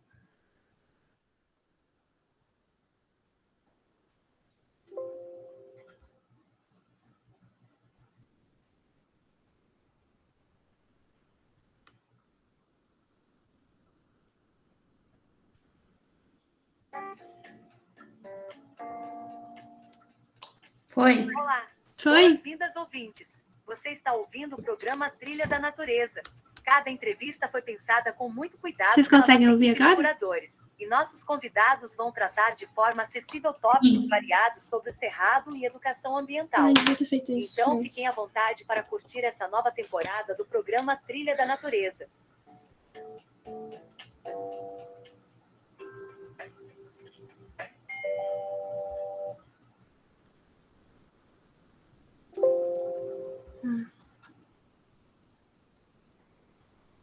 Ah, gente, mas é isso, sabe? Depois aí vocês dão uma olhadinha lá. Pra você... Ah, tá, já entendi. Então, bora pro podcast. Bora pro podcast. Antes de começarmos o podcast, eu tenho uma perguntinha para vocês. Será que vocês conhecem os animais do cerrado? Será? Antes de a gente começar o programa, vamos ouvir um som de um bicho do cerrado e eu espero que vocês adivinhem que bicho é esse. Vou dar algumas dicas para facilitar, né? Mas... Aí quem quiser saber o final vai lá ver, gente. É sobre. E então a proposta, né, do podcast é levar então esses programas curtos, né, que facilitem o acesso à informação em qualquer lugar. As lives também eles fazem lives, né, e aí eles acabam transferindo, né, compartilhando esses áudios no formato, né, de áudio para o podcast, para que o pessoal também tenha acesso. E é isso, galera. Essas são as minhas referências. E muito obrigada, gente. Infelizmente não teve os áudios nos vídeos anteriores. Eu coloquei nos slides. Mas é sobre. Obrigado, Letícia. Acho que não precisa dizer que você é uma das monitoras e uma das mais entusiasmadas com esse projeto, né? Pior que não, professor. Pior que eu não sou monitora. Ah, mas tem tudo para ser, viu? Eu sempre que posso também divulgo. Aliás, ia pedir para você colocar depois na nossa sala o link do projeto, né? Para que a gente possa rever também com mais calma. Tá bom? Beleza. Foi muito bom. Muito obrigado. Imagina, Todo mundo está agora apresentado a esse espaço de savana da UFSCar. É uma savana, não é? O cerrado? É um tipo. É um tipo de tipo. savana. Eu aprendi isso também. Muito bem, muito obrigado. Agora, então, Letícia Escoto. Oi. Olá. Não sei, eu acho que eu não vou deixar minha câmera ligada porque eu moro em República e todo mundo tá usando a internet. Então o sinal tá bem fraco, então eu tenho medo de colocar os slides e aí cair tudo. Então eu vou desligar a câmera. Espera aí que eu vou compartilhar minha tela. Dá para me ouvir bem? Sim, tá ótimo. Tá, então vou compartilhar aqui.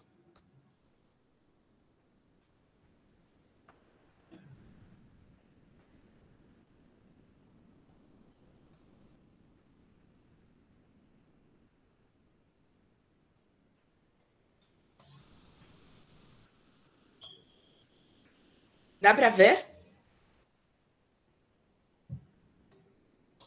Sim. Dá sim. Bom, então eu sou a Letícia, eu sou do curso da enfermagem e por isso eu vou falar sobre o descarte de medicamentos e de resíduos perfluorocortantes e os impactos disso para o meio ambiente. E aí, qualquer dúvida que vocês tiverem, se quiserem me interromper, tudo bem, aí eu já respondo. Bom, então primeiro eu vou começar falando sobre os resíduos hospitalares, para a gente entender melhor e ficar mais claro no decorrer da apresentação sobre tudo. Então, os resíduos hospitalares, eles são divididos em grupos. Então, o grupo A, eles são dos resíduos potencialmente infectantes, que são aqueles resíduos contaminados com sangue, secreções, e aí a gente tem um descarte específico para eles, que depois eu vou mostrar tudo para vocês. A gente tem os resíduos hospitalares de origem química, que são partes do grupo B, onde esses resíduos químicos, eles englobam os medicamentos e alguns outros produtos de caráter químico. A gente tem o grupo C, que são dos rejeitos radioativos. Então, aquele acidente do Césio, por exemplo, que eu vou falar um pouquinho depois, o material que foi em que as pessoas e a população foi exposta, ele faz parte do grupo C de rejeitos radioativos, porque ele tinha origem de um aparelho de radiografia. A gente tem o grupo D, que são os resíduos comuns, então, todos os outros tipos de materiais, então, por exemplo, plástico, gase que não foi contaminada, se ela for contaminada, ela automaticamente entra no grupo A de potencialmente infectantes, então todos os resíduos comuns que a gente usa no hospital, papel, esse tipo de coisa, e que não estão contaminados entram no grupo D, e a gente tem os perfluorocortantes que são do grupo E, que eu vou passar a definição para vocês. Então, os perfluorocortantes, conforme a RDC número 306, essa RDC, ela é uma norma da Anvisa que ela vai falar sobre o gerenciamento desses resíduos hospitalares. Então, ela define os perfluorocortantes como sendo os objetos, aqueles objetos que contêm cantos, pontas, protuberâncias rígidas e agudas, que são capazes de perfurar ou de cortar coisas e a pele. Então, dentro desses perfluorocortantes, a gente tem como exemplo lâmina de barbear, inclusive a que a gente usa em casa, então ficar atento para esse descarte já. A gente tem agulha, a gente tem ampola de vidro que a gente quebra e ela vira um material perfluorocortante. A gente tem as lâminas de bisturi, tem também esse negocinho aqui, não sei se alguém faz química, eu acho que é placa de Petri, não lembro, mas se a gente quebra esse material, a gente tem que descartar em um local correto e da forma correta para ele não virar um potencial risco do grupo dos perfluorocortantes. A RDC 306 também, ela preconiza o descarte adequado dos medicamentos. Então, os medicamentos vencidos e os medicamentos que são de controle especial, que não podem ser descartados em qualquer lugar. Dentre esses medicamentos, que são os componentes do grupo B, que são os resíduos hospitalares de caráter químico, a gente tem produtos hormonais, então medicamentos que tenham característica de produto hormonal, os antimicrobianos, que são usados em infecções bacterianas. Temos também os medicamentos vencidos, que não podem ser descartados em qualquer lugar, eu sei que muita gente tem em casa, e muita gente também não sabe como fazer o descarte desses medicamentos. Tem também os antineoplásicos, que são utilizados no tratamento de câncer. Tem os imunossupressores, que são medicamentos que normalmente que é usado, né, para pacientes que vão fazer algum transplante. Então, eles fazem a utilização dos medicamentos imunossupressores, justamente para que não ocorra, né, ou diminua o risco de rejeição desse órgão transplantado. Tem também os antirretrovirais, que são os medicamentos utilizados em infecção virais, então HIV, hepatite. E tem outros produtos químicos que não são medicamentos, mas que também necessitam de um descarte adequado, que são, por exemplo, produtos de limpeza, produto de indústria, que acaba não entrando nessa parte hospitalar, mas ainda assim fazem parte dos componentes químicos. A problemática, então, resumindo bastante, né, são lesões, né, por meio dos pérfuro-cortantes. Então, quem sofre muito com isso, eu vou falar um pouquinho depois, mas é a galera da coleta de lixo, então, que faz o manuseio desse descarte. Então, eles acabam sofrendo lesões, consequentemente, possíveis contaminações, porque muitas vezes essa lesão pode ocorrer por meio de um pérfuro que está contaminado. Tem também risco químico e risco biológico para a população de forma geral e para o meio ambiente. Então, falando um pouquinho desses riscos de forma mais geral e os principais meios de contaminação, eu até coloquei essa setinha porque ocorre de forma meio cíclica, uma coisa leva à contaminação da outra, então não tem muito para onde correr, a não ser realmente fazer o descarte de maneira adequada. Então, quando a gente joga esse lixo comum no lixo comum mesmo, tipo, esses resíduos vão parar no lixo comum, automaticamente eles vão ser descartados em aterros ou em locais a céu aberto, coisas do tipo, como a gente vê, na minha cidade mesmo tem um aterro que dá para ver bem visível pela cidade inteira, então lá vai todo tipo de lixo comum. E se a gente descarta esses materiais com componente químico ou com material biológico, eles vão fazer a contaminação do solo e, além disso, vão penetrar pelo solo, alcançando as águas que ficam nos reservatórios embaixo do lençol freático. Então, a contaminação do solo, consequentemente, acarreta a contaminação da água. E o problema, né, dessa contaminação da água por meio do solo ou por meio de descarte desse tipo de material químico ou contaminado, que muitas vezes essa água tratada ou não, ela não vai perder ou não vai eliminar esses resíduos químicos via processo de filtragem na grande maioria das vezes. Então, essa é uma problemática que ela retorna aos cidadãos de forma que ela ainda possui esses componentes na sua concentração. E também a contaminação humana, que pode ocorrer tanto por meio da água, como eu acabei de falar, quanto por meio do solo, mas também de forma direta, que é o risco da contaminação por material biológico pelos pérfuro-cortantes. Então, se você se perfurar com algum objeto que tenha esse material biológico ou tenha alguma substância química, vai ocorrer a contaminação. As mais comuns que a gente conhece são as hepatites e o HIV. Então, ele pode ocorrer por meio de material biológico, tipo sangue, sêmen, alguns líquidos serosos. E, no caso da hepatite, ela é mais via sangue mesmo. Já o HIV, ele pode ter a sua transmissão por outros meios, tipo sêmen. Então, por isso é importante a gente fazer o descarte apropriado. Então, os pérfuro-cortantes, eles têm que ser descartados imediatamente após o uso, para não correr o risco de ficar exposto em algum lugar e expor outras pessoas a se perfurarem ou terem risco de lesão. Então, eles têm que ser descartados em recipientes de paredes rígidas e resistente à punctura, tipo furo. Então, nenhum recipiente que seja possível ser furado por esse pérfuro, ou seja possível de ser rompido ou de vazar. Então, tem que ser com tampa e identificado com o símbolo do risco biológico e inscrição de pérfuro cortante. Então, a gente tem que sinalizar o que está ali dentro para a pessoa se atentar e tomar mais cuidado. O descarte mesmo intra-hospitalar e correto de ser feito é no Descarpac. Então, é um lixo ou um meio de descarte que a gente tem no hospital apropriado para esses para esse tipo de material que perfura.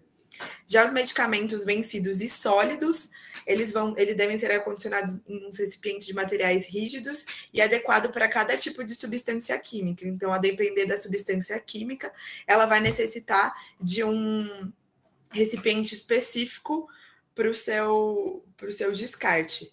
Os líquidos, então, diferentemente dos sólidos, eles especialmente têm que estar em recipientes resistentes, rígidos e vedantes. Então, para não correr o risco de vazamento de algum líquido ou de coisa do tipo. Os medicamentos, eles têm que ser descartados em suas embalagens originais. Então, para alguém que pega esse produto de descarte, para ele saber o que ele está em contato, se possível, se ocorrer um rompimento do lixo, do saco, enfim, do que for usado para esse descarte. E é importante também utilizar os pontos de coleta. Os medicamentos que estão sem uso, eles podem ser doados, desde que estejam dentro da validade, em postinhos, em unidades básicas que fazem essa coleta, ou eles podem ser descartados nos pontos de coleta. Aqui tem uma imagem de um ponto que foi colocado na Drogal, então, para descartar medicamentos que não são mais utilizados, medicamentos em desuso, vencidos, e as bulas e as caixas. Então, é importante fazer o descarte de forma correta. Em vários locais tem esse ponto de descarte. É só se informar um pouco em alguma farmácia, que eles vão saber passar essa informação. Aqui a gente tem o Descarpac, que eu falei, então é para os pérfuro cortantes.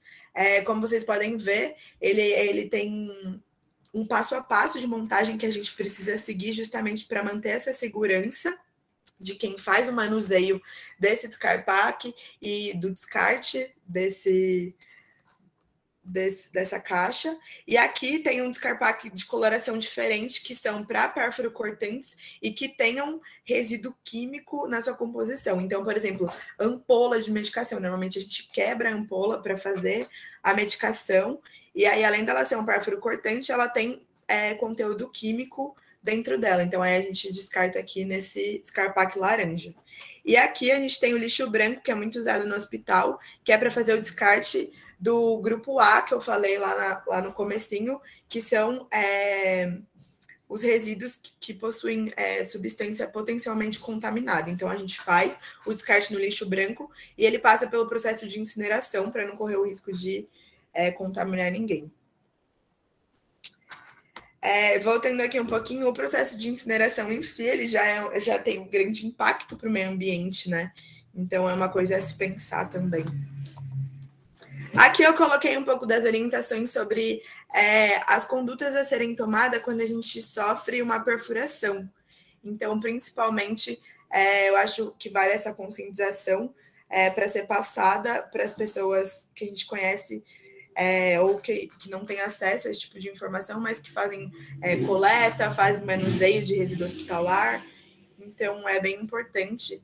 E essa profilaxia também serve para acidentes de cunho sexual. Então, eu acho muito importante essa conscientização. Foge um pouco do tema, mas já que eu estou falando sobre isso, eu vou abordar um pouco essa parte. Então, eu me perfurei, e agora? Então, aí a gente tem que fazer o registro desse acidente. Normalmente, no caso da galera da coleta, por exemplo, ela não sabe de onde veio esse pérfuro, então não sabe a origem, não sabe se ele está contaminado ou não. E ele é um potencial transmissor de doenças. Então, aí é muito importante fazer esse registro, e aí a gente faz a testagem do indivíduo que foi contaminado, e se a gente sabe de onde veio, por exemplo, me perfurei com uma agulha, e eu sei que essa agulha foi usada no paciente X, por exemplo. A gente faz a testagem desse paciente fonte, e a gente faz a testagem do indivíduo contaminado. A testagem do paciente fonte, ela vai servir para a gente avaliar as condições de talvez a gente não fazer a profilaxia da exposição ao material biológico. Então, se esse paciente ele não tem nenhuma infecção, não tem HIV, não tem nenhuma hepatite, talvez a gente não seja necessário a gente fazer essa profilaxia. Mas, se a gente não sabe de onde veio essa perfuração ou como foi usado esse material perfurante, a gente tem que fazer essa profilaxia. E a gente faz, de qualquer forma, a testagem do indivíduo contaminado para saber se ele já tem algum tipo de infecção viral, como HIV, ou a hepatite, para saber que essa contaminação ela não veio do pérfuro, mas sim ele já possuía por outros históricos.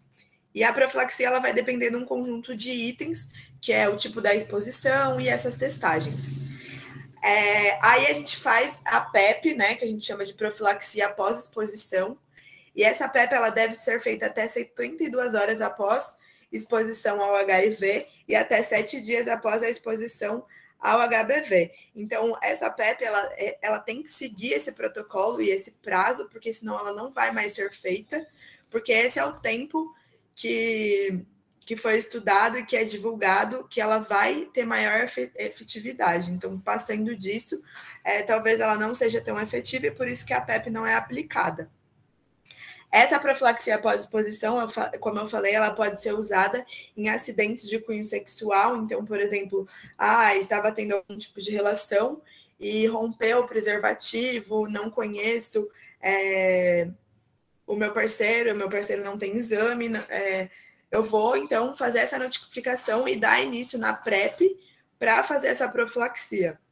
Então, é só vocês procurarem. Aqui em São Carlos, por exemplo, tem o CAIC, ali perto do Carrefour, e aí é só ir lá que eles fazem essa profilaxia. Eu acho muito importante essa conscientização. E a profilaxia ela é feita com o uso de medicações antirretrovirais, e ela vai ser escolhida pelo médico que atender, por 28 dias. Então, você vai tomar todos os dias essas medicações antirretrovirais, e ela tem muitos efeitos adversos, e então vai ter que sempre ser feita uma avaliação constante nessas pessoas, para que ela não abandone o tratamento devido aos sintomas adversos que o tratamento proporciona. Então, talvez mudar esse medicamento que está sendo usado na profilaxia, para ela aderir ao tratamento, não correr risco de contrair a infecção. Então, é muito importante. E depois vão ser feitas testagens de maneira rotineira, com prazos de intervalados, primeiro no primeiro mês, depois a cada 2, 3 meses, para realmente ver se essa pessoa não vai ter a manifestação ou contrair esse vírus. Aqui eu coloquei o exemplo de acidentes ambientais que são decorrentes desses resíduos hospitalares. O primeiro é o famoso do Césio, em que os coletores, né, eles pegaram um aparelho radiológico que foi descartado de maneira inadequada, e eles encontraram um pó que era brilhante, luminoso, e sem saber o que era, eles levaram para casa. E era uma substância radioativa, então, que causava deformação, causava modificação genética, ocasionava diversos outros problemas para a população. A gente teve 4 óbitos desse acidente, e várias pessoas foram contaminadas, teve contaminação de água, do solo, do ar, então os vizinhos passaram mal, pessoas do bairro, de tanta exposição e malefício que esse pó tinha para a população. E aí eu coloquei um outro exemplo, que é uma empresa irregular de incineração, que é uma coisa que tem muito e não é tão divulgada e não é também tão fiscalizado. Foi uma empresa irregular em João Pessoa, e esse local ele recebia 74 tambores com lixo hospitalar diariamente, onde uma parte do lixo era incinerada de maneira correta e a outra era queimada a céu aberto de maneira totalmente irregular. E a água que era utilizada para lavar os tambores desse lixo hospitalar, ela estava sendo jogada, descartada de forma irregular no solo e sem nenhum tipo de tratamento. E aqui, para finalizar, eu coloquei uma frase, que os homens são miseráveis porque não sabem ver nem entender os bens que estão ao seu alcance. Então, eu acho que reflete muito, né, na sociedade em que a gente vive hoje, na sociedade da ambição, na sociedade justamente de não entender os bens que estão ao alcance, querer sempre mais, querer sempre lucro, e por isso se tornam miseráveis. Nesse caso da parte ambiental, talvez seja uma miséria que não reflita na parte financeira, mas reflete totalmente na parte de qualidade de vida. Então, a gente se torna miserável na questão de qualidade de vida, na questão de aparecimento de doenças, na questão da contaminação. Então, é isso, cabe essa reflexão para que não sejamos assim. Obrigada. Desculpa se eu me estendi muito. Muito obrigado, Letícia. Foi excelente também, como todas. Aliás, esse fechamento foi maravilhoso. Acho que fecha a nossa live, né? Fecha aqui o nosso encontro, fecha o conjunto dos seminários. Eu acho que fica, inclusive, como reflexão final da própria disciplina, né? Aquela disputa entre o ter e o ser, né? Ser com mais qualidade, ser com mais dignidade, ser com mais consciência, ser com mais qualidade de vida, ser com mais responsabilidade. E como gradativamente nós vamos trocando isso por ter mais, né? Ter mais dinheiro, ter mais status, ter mais poder e etc. Nós não combinamos esse fechamento com a Letícia, mas eu acho que ficou perfeito. A reflexão dos antigos gregos, né, dos filósofos gregos, está sempre, essa antiga reflexão, ou antigas reflexões, estão sempre bem colocadas, especialmente hoje, em 2022, nesse pequeno miolo aqui de chamada sociedade pós-moderna, né, em que todos os valores, em que todas as frequências de vida saudável, no sentido mais amplo, vão também desmoronando, né? Vão sendo esses valores substituídos por essa ideia de ter. Eu acho que foi excelente. Muito obrigado, Letícia. Agora, então, a gente também encerra a gravação. Aliás, em cima da hora, 21h05. E também não combinamos isso, mas deu certinho também. Deu dentro do prazo da apresentação. E os trabalhos foram excelentes, né? Foram o pessoal excelentes. Conseguiu atender, até superar a nossa expectativa aí. Tratou do SES, que causou inúmeras sequelas, né? Eu tive contato de ver os vídeos, ver as gravações, ver as fotos. Quantas crianças nasceram com defeito, com deficiência, quantas queimaduras tiveram, quantas sequelas tiveram, problema intestinal, enfim. Então foi muito triste o mesmo acidente, né? E não, serve como aviso, né? Foi dramático. Foi dramático. E por gerações, né? Assim. Mas, gente, muito obrigado novamente. Nós vamos também nos despedindo nesta nossa live aqui, tá bom? Vamos encerrar, então.